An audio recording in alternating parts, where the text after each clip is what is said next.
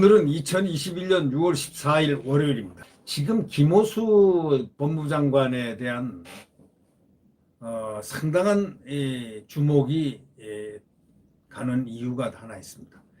지금까지 검찰이 심혈을 기울여서 감사원, 그 최재형 감사원의 그 피나는 노력으로 월성 3인방을 이렇게 기소까지 돼 있고 하는 이런 부분들에 대해서 기소를 과연 오케이 할 것이냐, 월성 3인방을 어떻게 기소에 연결이 될 것인가, 바로 이런 부분인데, 그전 조남관 총장 직무대행이 그것을 해결을 해 놓지 않고 자기 총장에게 밀어놓고 나갔습니다. 바로 그랬기 때문에 이 월성 3인방 기소에 숨겨진 그 폭탄이라는 그런 얘기가 지금 나오고 있습니다. 이걸 김호수가 선택을 해야 된다. 다시 말하자면 김호수가 월성 3인방 기소를 하지 않을 경우에는 검사들이 아마 상당히 분격할 겁니다. 그리고 수사를 그렇게 열심히 해가지고 모든 것을 다 거의 확고하게 공소사실을 그대로 지금 하고 있는데, 이걸 기소 신청을 했는데 김호수 검찰총장이 기소를 만약에 거부할 경우 어떻게 될까요? 그러니까 백운규 같은 경우 배임죄도 기소가 되면은 거액 민사소송, 손해배상 소송이 불보듯 뻔하다고 얘기합니다. 이 조선일보는 대검 반대로 석 달 결론을 미뤘다는 겁니다. 이 공을 넘겨받은 김호수 선택이 지금 상당히 주목되고 있는 이유가 바로 이것이라는 얘기입니다. 월성 1호기 조기 폐쇄, 또 김학의 불법 출금은 대통령과 청와대에서 시작한 겁니다. 문재인 대통령이 월성 1호기 언제 폐쇄하냐 하고 한마디, 바로 그것이 청와대 뜻대로 보고서를 만들어 오지 않는 부하에 대한 죽을래 사무관이 있었지 않습니까? 죽을래 백운규 전 산업통상부 장관이 어떤 사무관을 질책을 해가지고 한수원의 원전 경제성 조작으로 이어진 겁니다. 아주 나쁜 거죠. 못된 거죠. 이거는 있을 수 없는 얘기죠. 네. 죽을래, 무슨 장관이 돼가지고 그 사무관한테 죽을래 해서 죽을래 장관이 된 겁니다. 백운규가. 그리고 사무관은 죽을래 사무관이 되고 별명이 하나 딱 붙었습니다. 죽을래 장관하고 죽을래 사무관. 이 백운규는 상당히 역사적인 심판을 받을 가능성이 매우 높습니다. 대한민국 원자력 발전을 침탈했다든가, 아니면은 가라앉혔다든가, 아니면은 원자력 발전, 이것을 해가지고 국부 손실을 얼마나 줬나 하는 문제들이 앞으로 상당히 떠오를 것 같습니다. 그 여부가 말이죠. 김학의 전 차관 불법 출금 연원도 결국 검경은 명운을 걸고 수사하라는 문재인 대통령의 강력한 지시였습니다. 명운을 걸고 수사하라, 대통령이 그렇게 지시했습니다. 불법 출금 당일 이광철 청와대 선임행정관, 차규근 법무부 출입본부장, 이규원 대검 과거 진상조사단 검사에게 각각 전화해서 두 사람을 연결시켜 주고, 누가? 이광철 청와대 행정관이 말이죠. 지금 민정비서관입니다. 차규근하고 이규원에게 각각 전화를 해가지고 두 사람을 이렇게 짝지어줬습니다. 연결해줘가지고 그들 간에 유기적으로 업무를 잘 협조해서 잘 이루어지도록 조율까지 해줬다는 겁니다. 청와대 관련 사항입니다, 이게.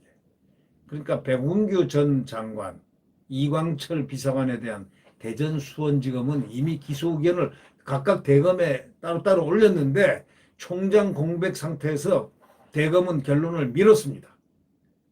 차라리 그때 지금 조남관 지금 법무연수원장으로 갔던 총장 직무대행이 그 당시에 기소를 해버렸어야 되는, 승인을 했어야 되는 겁니다. 그거 하나가 지금 조남관의 실수로 늘 치부하고 있습니다. 그래서 공이 김호수 신임 검찰총장에 넘어가 있는데 두 사람 중에 특히 백운규 기소를 김 총장이 과연 결재할 건지 그게 큰 의문이라는 거죠. 김 총장이 과연 결재할 건지 하더라도 어떤 식으로 할 건지 이걸 주목하고 있습니다. 백 전 장관과 최이봉 전 청와대 산업정책비서관 현재 한국가스공사 사장입니다. 다 출세들을 다 해가지고 잘들 살고 있습니다. 네. 정재훈 한국수력원자력 사장 등 월성 3인방 이들 기소에 폭탄이 숨어 있습니다.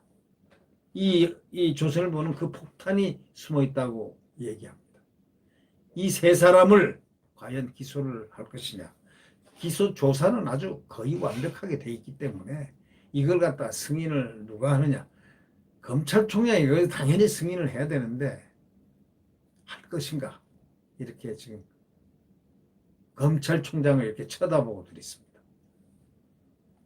이 대전지검은 그 3명을 직권남용에 업무상 배임을 덧붙여가지고 기소하겠다고 오래전에 보고를 했습니다. 원전 조기 폐쇄로 한국 수자력 원자력에 손해 끼쳤고 경제성 조작으로 손실보상 책임을 면제받은 정부가 이익을 봤다는 그런 논리라는 것.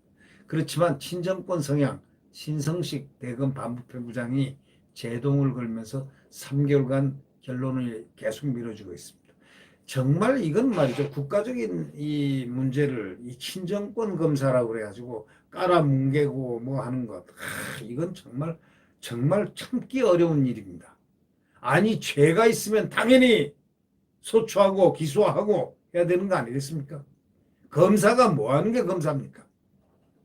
죄를 봤으면 그건 기소를 하고 그래가지고 재판을 받을 수 있도록 수사를 하는 것이 검사의 기능 아닙니까?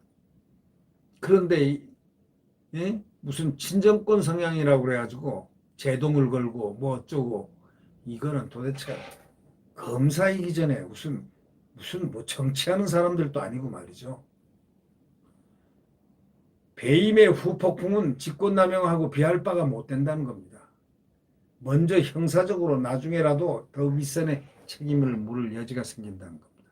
대기업 부당거래로 인한 배임 사건에서 오너가 손해가 발생한 계열사하고 법적으로 아무 상관없어도 종종 처벌되는 것과 같은 그러한 구조라는 겁니다.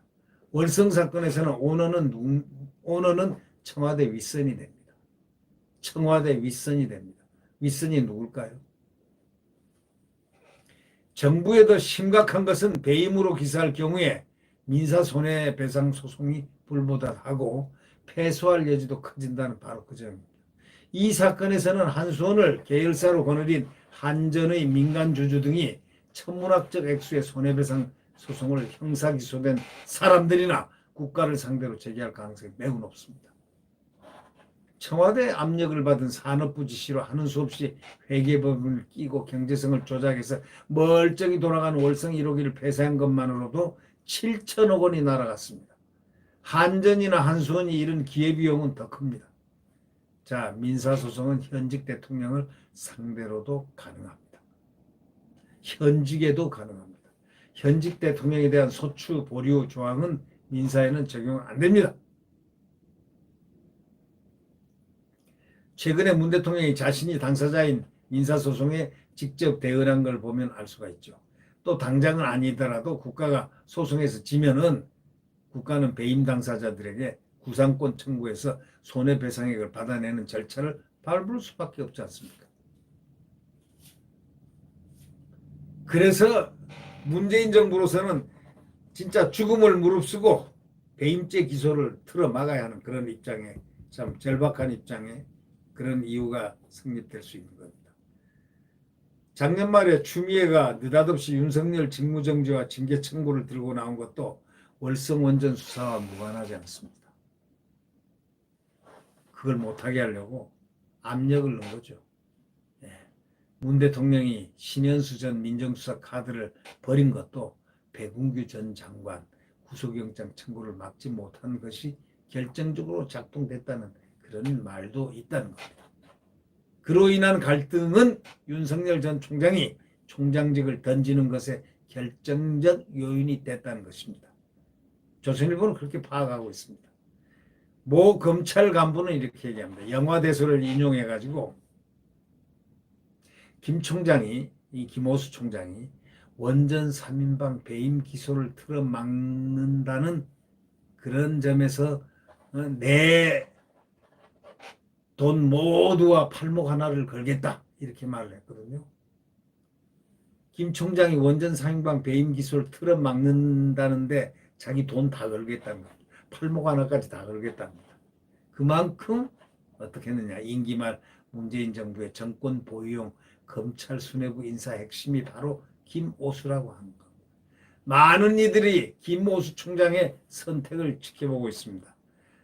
선택을 어떻게 하냐에 따라서 김오수의 명예가 있느냐 없느냐, 명예롭게 했느냐 안 했느냐 등등의 세평을 완전히 딱지로 받을 수가 있게 돼 있습니다. 김오수 총장이 가장 지금 심각한 국면에서 아마 고뇌를 하고 있을까? 이미 결정해놨을지도 모르죠.